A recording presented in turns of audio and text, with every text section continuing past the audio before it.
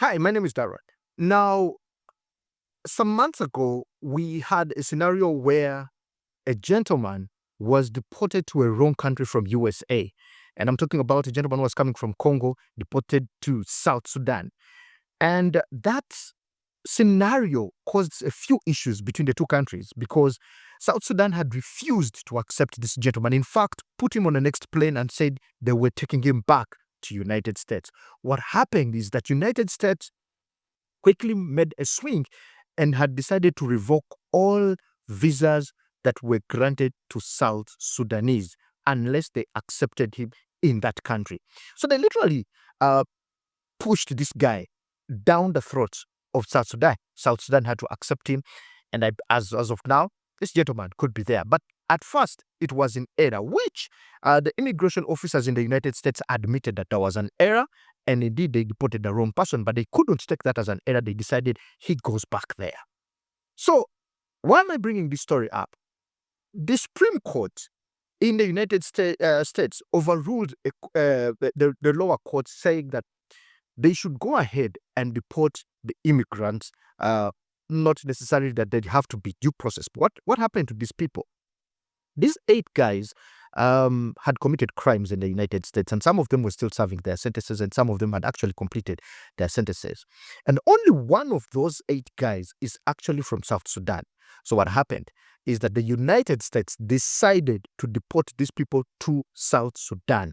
And they come from countries like Myanmar, Laos, Mexico, Cuba, Colombia, and those South American countries. So for them, they decided that we shall deport these people to South Sudan rather than the countries they come from, because the countries that they come from have refused to accept them in their countries. So they decided we can take you to another country, which is a third world country, so you can be there rather than be in this country. So my question here is an interesting one. But before I get into that question, let me give you something, a background, how United States is determining which country to take these illegal immigrants to.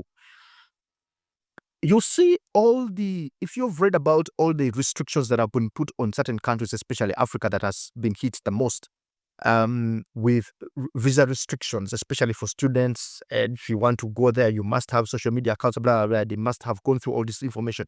But one of the many conditions on lifting those restrictions, or bringing back these countries together to have a conversation on how to lift those restrictions, one of them is the ability to accept that the immigrants that will be deported from the United States who are illegal there will be accepted in your country. That is one of the many conditions. If you come across the document, or if you research, you will find it. And that's how South Sudan finds itself there. So countries were given 60 days to go back with a plan on how they are going to approach this particular issue. So I'm wondering, as an African country that was one of those that have been put on those visa restrictions, do you have the ability to reject immigrants coming into your country, given that they have a criminal record? They have a criminal record that has been put onto their face, and it's you accepting the criminals that United States does not have, and these people are undocumented. So how are you going to settle them as a country? Is United States funding the settling of these people? Imagine Lopez has been deported into your country. He becomes part of the population of the country. He becomes part of the refugee or an asylum seeker. I don't know what status the status that person carries, but the thing we know at the end of the day is that they are now part of the country where they have been deported. They are now in South Sudan. Will they become South Sudanese? That is another thing to understand. How do they start life there? How do they get accommodation? How do they get a job? How do they get life to go around in a country that they didn't intend to go to? No relative, no nothing. So as a country that is receiving some of these people, how are you settling there? Is there something that maybe people need to know so that they understand? Can they have a choice on where to be deported?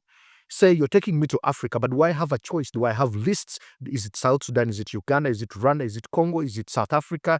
Is it Mozambique? Is it whatever country it is? Do these immigrants get to have a choice on what country they can be deported to? Maybe at least they can understand that I'm going to a country that maybe is less lawless, less crime, easy to settle in, and a couple of things that can be considered. You have seen a deal between Britain and Rwanda where Britain wanted to, airlift immigrants who are illegal in Britain to take them to Rwanda. Of course, the deal fell through, but Rwanda had received money, according to the news, and things didn't work out for them. So what do you think about this deporting illegal immigrants to third-party countries or third-world countries where they have no say, or literally they have no idea where they are going, rather than taking them back to the countries of their origin? What do you think about that? Let me know here in my comments on Veritas and Darren Bucket.